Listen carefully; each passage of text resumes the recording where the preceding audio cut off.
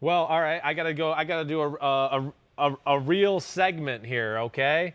We gotta go. A paid sponsored segment because I don't know if you've heard, we've kind of become a big deal around here. Okay. Yeah, I know. Yeah. Well, so when do I get a piece of the action? I don't think ever. I don't think that's happening. Yeah, okay, that's what I thought. All right, here we go. So we're gonna go to Give Me the Headlines, presented by Hyundai. All right, and we got some good headlines today. All right, Hyundai, I appreciate your sponsorship certainly. And the first one we're gonna go to is the Cowboys Eagles. Dad, I have to give the headline here. All right, and because it's Christmas time, I just thought the Red Ryder BB gun just fit too well with Andy Dalton. Red Rifle. Wasn't it the Red Ryder from the movie? Was I wrong, or was it Red Rifle from the Christmas Story? Right? I have no idea. Who's Red Ryder? I think it's the Red Ryder BB gun. He is the Red Rifle, as in Andy Dalton. And I see. You got it? You got me now? You up with me there? Yeah, I'm with you. There we go. go. Pop culture thing, I'm not quite into it. Go ahead. But that was pretty impressive. Got to give him a lot of credit for what they did in the passing game.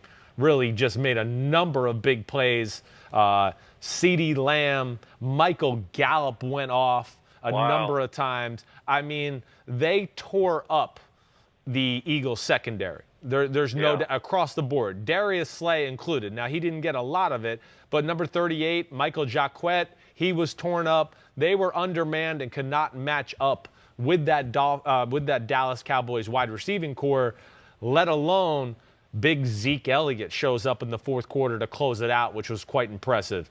Cowboys sitting there with a chance to go to the playoffs this week is unbelievable. Yeah, it really is. Watching the game and seeing parts of it, whatever, I see, I said, that's Amari Cooper. Oh, Michael Gallup. I mean, they almost look the same, running and everything. My gosh, they can turn it on when they want. CeeDee Lamb, Andy Dalton. Look, he went to the playoffs his first 5 years in his career. Unfortunately, he missed the fifth one. They were going to beat the Pittsburgh Steelers, and they blew up or whatever. Right. But, look, he's a really good quarter. He was a solid NFL starter.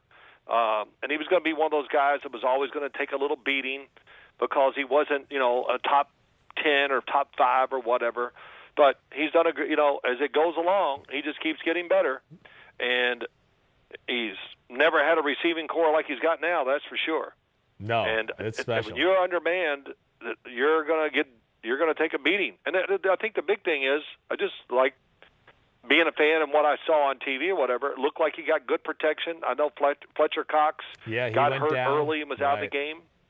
So, but really impressive, and it's just amazing to think the Cowboys are in this position. It really is. It is amazing. And, yep, the Red Ryder, the Red Rifle, he will shoot your eye out if you play those type of coverages all game. That was impressive by him. Randy Gregory, got to give him some love. He got a sack and a half, 3 forced fumbles.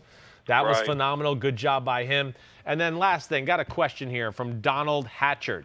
Should the Eagles keep or fire Doug Peterson? How about Howie Roseman? Listen, I don't think any of them should be fired. No, we can disagree. Do I like everything that Howie Roseman did this offseason? No, certainly not. Did he cause this Jalen Hurts, Carson Wentz issue? Certainly, he did, yes. And if I'm Carson Wentz, I'm trying to get out of town and get out of town in a hurry and let it be known I want out of town. So you have to make a trade like the Miami Dolphins did, where basically they traded Ryan Tannehill and also paid part of his contract and gave up very little. So that's what I would do if I'm Carson Wentz. But I don't blame Doug Peterson, or I'm not firing Doug Peterson or Howie Roseman. Not after the success they brought to Philadelphia over the last few years. At least that's my thoughts. Are you the same there, Dad? I am, exactly. No, we're going to stay with it. It's going to go in a different direction with Jalen Hurts. Hopefully I'll admit it's only a few games, but he's played better than I expected. He's thrown the ball okay. He does miss throws, and that's going to be part of what he is. Right. Until maybe over time, I've seen many NFL quarterbacks become good throwers who are not what I call good NFL throwers. They come in the league, but his size, his mobility, and just kind of how he's playing, it's good. I got to tell you, I've watched the first 2 games. I haven't seen this one except what I saw on TV a little bit. I did see him miss some throws even yesterday. He's going to miss what? When he throws it, with his arm action, the way he throws, he's going to always miss high. Yeah. And he's going to overthrow, which is a big deal in the NFL. When you overthrow in the NFL, it leads to a lot of troubles. But I don't question the move now as much as them drafting him in the second round, because he's turned out and looks like he's going to be better than I thought as a pro. No doubt. And Carson Wentz, did it cause trouble with Carson Wentz? But, Christopher, Carson Wentz, it's like when we talked about Tua a little bit. When he was playing that last game he was in and everything, I said, oh, my gosh, he can't get out of this. Right. And, you feel bad for anybody who gets in those positions. I do. But he needs a new place, a new start. And, it sounds easy, but finding that place is never easy. That's for sure. And the Eagles are going to have to maybe pay part of the salary and give up draft picks to think about getting rid of him. That's going to be tough. That is. I think that's exactly what's going to happen. And if Carson Wentz is smart, he should try to really probably force it that way. I think that marriage is annulled. I'm with you. I think it's over, and they need to split and go their different ways. The other one real quick is I think everybody in Chicago is going to stay. Why would you try to start over now? Right. You're going to be 8-8 at worst. You're going to have the staff looks like it's figured it out. Don't change it. Don't start over. If you do, then you go into that hole where you end up being the Miami Dolphins or Jacksonville, or fall apart. You can fall apart easily when you try to change everything. Right. So I would stay with it and love what the coaching staff and the players have done at the end of the year, and regroup and see if we can start where we left off. Yeah, no, I think that's a really good point. And, to your point, the Bears, I think they're closer to the top than they are the bottom. So why rip the Band-Aid off and try to rebuild and do all of that? I'm with you. There's still a lot of good pieces on the football team to kind of build around. And we see in the NFL, one offseason, you get a few players here and there, and you can be a totally different football team and be a real force the next coming year. All right, my next Give Me the Headlines presented by Hyundai has to deal with the Panthers versus the football team. Kind of a playoff showdown for Washington yesterday.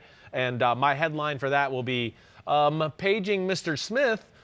Paging Mr. Smith. We would like you back at quarterback, please, because we cannot win without you.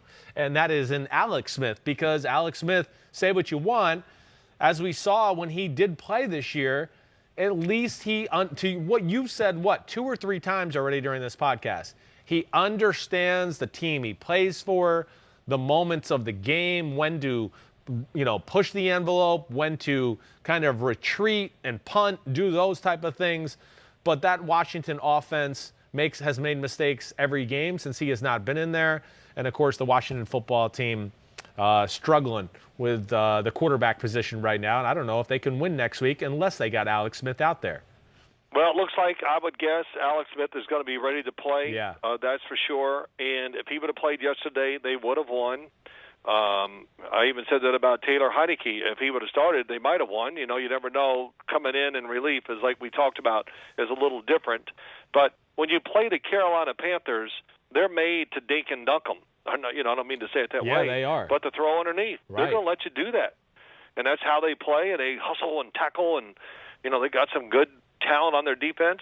But Alex Smith would have definitely taken advantage of that. He wouldn't have made some of those mistakes. He would have played knowing right away, early, you could see their defense was going to be tough on the Carolina offense. But we never really got to see Carolina have to force the issue because of the turnovers and everything, and they just held on, baby. That's all they did for the last quarter, trying to hold on to that lead, and they did. Alex Smith would have been the difference. And if he plays this week, he'll be the difference too. Yeah, no doubt. And you're right. It was the mistakes. It was the missed throws, by Dwayne Haskins that certainly hurt their football team. It was 13-0, right? Washington was hanging in there. They were kind of putting a drive together. They're on fringe field goal territory. And that's when Haskins runs to his right, throws a ball down the middle of the field that ends up being intercepted. And that was a big part of the football game. And, of course, they come away with no points. And what made it worse is Carolina went down and scored a touchdown to go up 20-0. And that's pretty much all she wrote when it comes to Washington and the style of play. Here we go. Let me say this about Washington. Say it. Go ahead. Yeah, let me just say this. Their defense, watching it through the year, early, Carson Wentz saw it. It was the good pass rush plus a lot of blitzing. And, I mean, they were just going to kill the quarterback, and they were gambling, whatever. They've kind of made a 180. Total. Now it's a lot of just a front four, get the job done. Yep. But and the back seven is playing. They play well. They got some veteran corners who I think are playing good, Darby and Fuller. Right. And, now the back seven, they mix it up well with man, some really zones. They pass off really well. They look disciplined every time I watch them. No doubt. Jack Del Rio is into it. He's done a terrific job with the football team, and I think they can play either way they want. John Bostic, I mean, he's been everywhere, I guess. I don't know where all he's been in his career. When I see him, I go, man, he's really played well for them. And early in the year, they were using him as like a defensive lineman, the pass rush, too. And he was doing great. So, that defense it's really good. It is. It's getting better. And I can't even imagine what it's going to look like here in the future. It might be something special for sure. Yeah, no doubt. They have a front four that can almost take over a game by themselves. And they were close to having their moments yesterday to making that thing really interesting. The game just got away from them. I got a question here from @KevMan6. Why was Dwayne Haskins' lack of form not picked up at an earlier stage? Almost every throw was either off back foot, shoulder square, or even off 1 foot. You want me to answer that one? Yeah, well, and of course, let me just update the people here because, of course, now, just so everybody listening, Washington did cut Dwayne Haskins this Monday afternoon.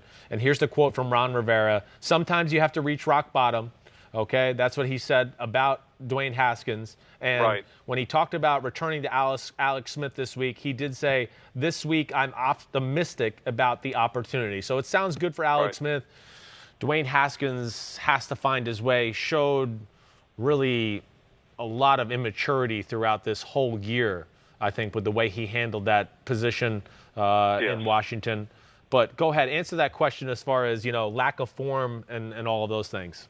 Okay, well, I'm not second-guessing. I first guessed it. All these things were somewhat evident when you watched him at Ohio State.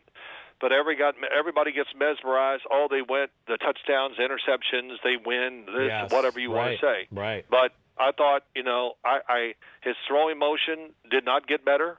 It's like a golf swing. Somebody always says these things, oh, well, you can't teach. That's just a bunch of bull, too. But, he has a golf swing that has holes in it. Yes. And so you're going to hit it right and left, and you can't trust it. So which makes you even a bad decision maker because you're not real sure where the ball's going to go. And when you're not real sure, that makes you uneasy about what you're doing. Right, and that really explains him. He's extremely he's all over the place throwing the football. Whippy. The guy said it right. His shoulders are always square to the line of scrimmage, which you never want as a quarterback. You want your front shoulder somewhere near going towards the target you want to throw to. Right. And so he whips it with his arm, throws a lot of balls that are not spiraling. They lose power. They're off target. So I don't know. Nobody ever showed him, tried to correct him. I'm sure he's got a quarterback guru, but that guru ain't showing him what he should be doing. And, he did get in better shape this year. So we'll see. But those are real. I saw it at Ohio State, and but all the other things, Christopher, as you know, as we do this every offseason, talking about players and then maybe even quarterbacks, that it's so much. Oh, man, he put up great numbers. They won, and I don't care. Judge the person. Yeah. Don't judge the damn school and who he's playing with. Right. So. You get tired of saying this, but it's true. That's the fact. We're drafting the player, not the damn coaches and the teammates. And if you really studied it and did some deep work on him, he's going to be the first pick, and he fell to what? When did Washington get him? 15, I believe, somewhere right there. Somewhere 15, in there, 16, yes.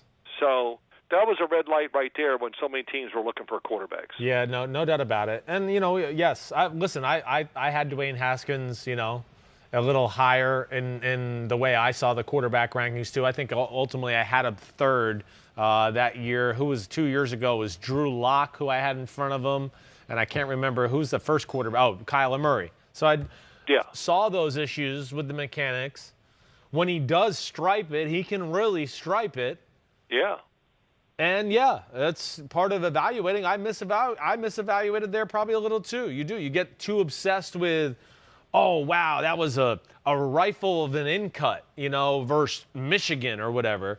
But what you got to sit there and do, like the vice versa we do with like Justin Herbert, when he would throw a rifle and it'd be incomplete, we'd go, well, no one was open, and he actually threw that ball right where he wanted to throw that ball. That was a good thing.